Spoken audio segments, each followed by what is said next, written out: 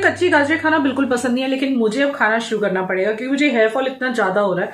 And carrot, carat में होता है कैरोटीन एंड कैरोटेनॉइड्स, जो बहुत हेल्प करते हैं हेयर फॉल को रोकने में। और अभी वैलेंटाइन डे आ रहा है, मेरे हस्बैंड मुझे चिढ़ा रहे हैं कि यार मतलब तुम कहीं वैलेंटाइन तक गंजी ना हो जाओ, तो वो भी मुझे बहुत ज्यादा स्ट्रेस आ रहा है। तो मुझे लाइक कुछ ऐसा चाहिए था कि मतलब जिसके यूज से मुझे कुछ हेल्प हो जाए, मेरा हेयर फॉल थोड़ा सा कम हो जाए। तो मेरी ये सारी प्रॉब्लम देखते हुए मेरे हस्बैंड मेरे लिए ये लेके आए हैं। ये क्या है? ये है न्यूड का carrot seed hair oil. This is nude premium carrot seed hair oil. इसके अंदर कैरेट सीड है, बहुत ही अच्छी चीज है, सीरियसली बहुत अच्छा ऑयल है। तो मुझे लगा मैं आपके साथ शेयर करूं। हैशटैग हेयर फॉल कम करो चंपी। जी हाँ, ये बना है कैरेट सीड एक्सट्रैक्ट से और इसमें vitamin A, carotenes and carotenoids, जो बालों को जड़ों से मजबूत भी बनाता है, हेयर फॉल को भी रोकने में हेल्प करता है और ये हेयर फॉलिकल को स्ट्रॉन्ग करता है। एंड इसकी एंटीऑक्सीडेंट प्रॉपर्टीज इसके अंदर हैं जो बालों को यूवी रेज और पोल्यूशन से प्रिवेंट करती हैं। इवन 10 नहीं, 20 नहीं, इससे 70% तक हेयर फॉल रिड्यूस हो जाता है इन अ मंथ। मतलब मैं आपको बोलूं तो काफी आपको हेल्प मिलेगा। सो है ना कितना amazing product.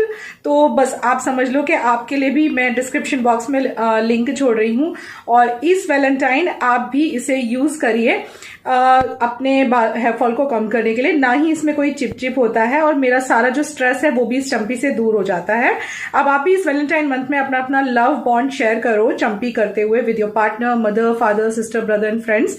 Because not only your partner यार, not only your valentine, all people who love you are your valentine.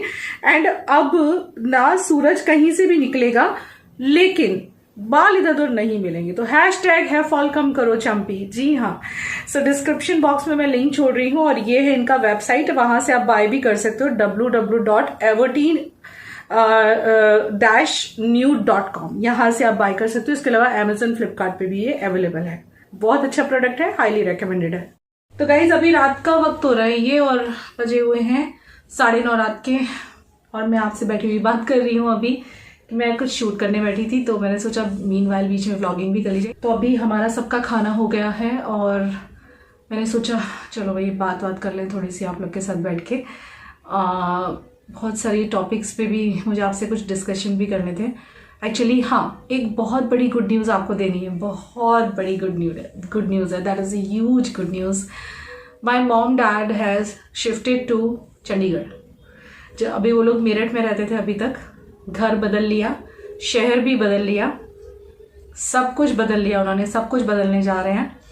And मतलब जा रहे हैं इन द सेंस कर लिया शिफ्ट उन्होंने। और जो मेरे ब्रदर है ना, जो मेरे मतलब मेरा एक ही भाई, आपको पता ही है, मेरे ब्रदर जो कि गाजियाबाद में रहते थे, so he has shifted to Chandigarh. पहले उन्होंने शिफ्ट किया, फिर मॉम डैड ने शिफ्ट किया। एक्चुअली इस पर बहुत टाइम से चर्चा चल रही थी। पहले आपको याद होगा उन्होंने बोला था कि तू यहाँ पे आ जा, याद आया कुछ? मैं गई भी थी वहां पे लास्ट ईयर जब, तो बात भी चल रही थी, मैंने आपसे सजेशंस भी लिए थे, आपने बोला भी था कि नहीं शिफ्ट नहीं होना कुछ। उन्होंने कहा था हाँ शिफ्ट हो जाओ। हाँ, मेरा हाँ ना चलते मेरा पॉसिबल नहीं हो पाया, इतना इजी नहीं होता ना एकदम से शिफ्टिंग करना। तो भैया ने वहाँ शिफ्ट किया। ऑलरेडी मेरी सिस्टर वहाँ पे है जिनसे मैं आपको मिलवा भी चुकी हूँ। तो फिर भैया ने शिफ्ट किया तो फिर हम लोग का बहुत टाइम से डिस्कशन चल रहा था कि भाई मॉम डैड अकेले हैं यार, कोई भी पास में होना चाहिए, बट पेरेंट्स के पास कोई ना कोई जरूर होना चाहिए। मेरा ऐसा पर्सनली मानना है कि पेरेंट्स के पास कोई ना कोई जरूर होना चाहिए। आपका क्या कहना है इस बारे में, मुझे बताना कमेंट करके। सी मैं आई एम द पर्सन जो ना विवेक की मम्मी को अकेला छोड़ना चाहती हूँ ना मेरे पेरेंट्स को, क्योंकि कल को उठ के यार हमें भी उसी एज में आना है जिस एज में हमारे पेरेंट्स हैं, and we should take care of them. मैं तो विवेक की मम्मी को भी अपने पास रखना चाहती हूँ। ऐसा नहीं है कि मैं अपने पेरेंट्स की सिर्फ देखभाल करना चाहती हूँ। मैं एक अच्छी बेटी के साथ एक अच्छी बहू भी हूँ और बनना चाहती हूँ, लेकिन अब मुझे कोई चांस ही ना दे तो मैं क्या करूँ। तो यहाँ बात चल रही है फिलहाल मेरे पेरेंट्स की, तो मुझे अपने पेरेंट्स के बारे में ही आपको पहले बता देना चाहिए। तो मेरे पेरेंट्स ने चंडीगढ़ में शिफ्ट कर लिया है एंड ब्रदर के साथ शिफ्ट हुए हैं वो, और मेरा भाई भी वहीं पे रह रहा है, अब वहीं जॉब कर रहे हैं। He is a professor, engineering की हुई है उन्होंने और वो प्रोफेसरशिप कर रहे हैं वहाँ पे। एंड सिस्टर तो है ही, तो यानी 2 बच्चे तो हो गए एटलीस्ट। जो मेरी सबसे बड़ी दीदी हैं वो नोएडा में रहती हैं, आपको पता ही होगा। एटलीस्ट मुझे इतनी शांति है मेरे मन में कि भाई मेरे मॉम डैड के पास कोई है, मेरे ब्रदर है, मेरी सिस्टर है, एटलीस्ट पेरेंट्स अकेले नहीं है यार। ये सबसे बड़ी चीज़ होती है। बच्चों को ये बहुत टेंशन रहती है शादी के बाद, लड़कियों को, लड़कों को। मैं ऐसा नहीं कह रही कि लड़कियों को ही टेंशन रहती है, बेटों को भी टेंशन रहती है इस चीज़ की। तो बस ये है कि भाई किसी न किसी के पास एटलीस्ट हो रहे हैं, चाहे वो बेटी के पास रहें, बेटे के पास रहें, बट कोई तो उनके पास होना ही चाहिए। और मॉम डैड वहाँ शिफ्ट कर गए हैं, अब मुझे भी बुला रहे हैं, यही मुझे आपसे पूछना था।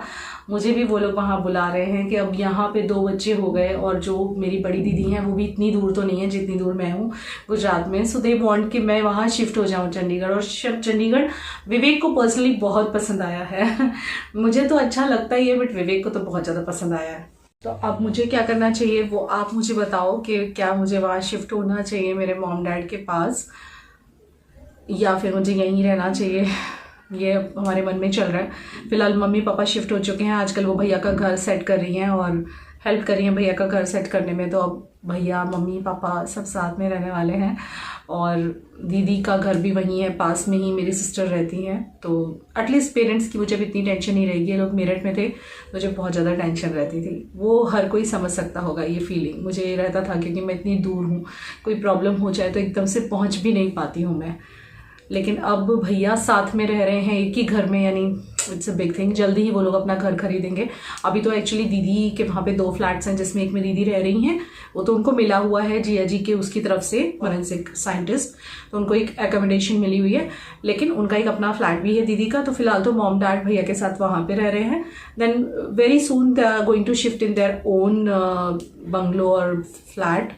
दे डोंट बिलीव इन फ्लैट्स, उन लोग को बंगलो अच्छे लगते हैं। तो maybe they are going to purchase that, buy that bungalow वगैरह। जब भी कुछ होगा तो मुझे बुलाएंगे तो मैं जाऊंगी, आपको ज़रूर से शो करूंगी। So this is the good news I wanted to share कि मॉम डैड ने चंडीगढ़ शिफ्ट कर लिया है।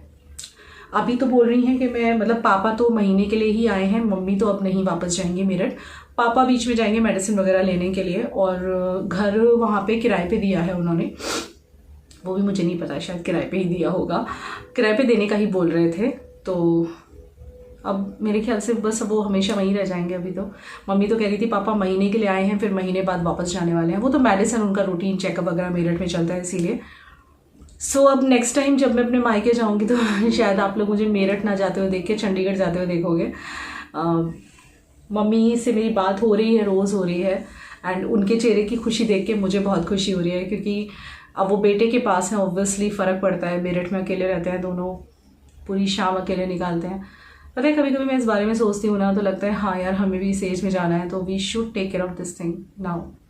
हमें अपने पेरेंट्स का ध्यान रखना चाहिए, क्योंकि दे नीड आवर कंपनी। जब हम लोग छोटे हैं तब वो लोग अपनी कंपनी हमें देते हैं, हर पल हमारा साथ देते हैं। फिर जब उन्हें ज़रूरत पड़े तो हमें उनका साथ देना चाहिए। और मेरे mom dad is like you know, जैसे विवेक की मम्मी किसी के भी साथ रहने के लिए मना करती हैं, तो वहीं मेरी मम्मी बच्चों के साथ रहने के लिए तरसती थी। यही रीज़न था, जब वो यहाँ आई थी तो यहाँ से भी जल्दी से वापस जाने के लिए तैयार नहीं थी। पापा को बार बार फोर्स कर रही थी कि यहीं घर ले ले, लेकिन पापा ने मुझे साफ बोला था कि देख बेटा, मेरी तू अगर इकलौती बेटी होती तो मैं यहाँ घर ले लेता गुजरात में, लेकिन तू मेरी इकलौती बेटी नहीं है, मेरे दूसरे भी बच्चे हैं। एंड ही इज़ राइट इन अ वे, क्योंकि मैं अकेली गुजरात में हूँ, सारे बच्चे उनसे दूर हो जाते, मैं ही अकेली दूर हूँ, तो मैं बार बार जा सकती हूँ ना मिलने के लिए। वैसे तो मेरा काम तो ऐसा है जो कहीं से भी चलता है, किसी भी सिटी से। विवेक का मेन है, वो कहाँ रहना चाहते हैं, आई डोंट माइंड। वो हम अगर शिफ्ट भी होंगे तो ज़रूरी नहीं है उनके साथ घर में क्यों रहेंगे, हम अपने अलग घर में रहेंगे। लेट्स सी व्हाट हैपेंस, किस्मत कहाँ ले जाती है। कहते हैं ना, इंसान जाता वहीं है जहाँ का पानी, दाना पानी उसकी किस्मत में लिखा होता है।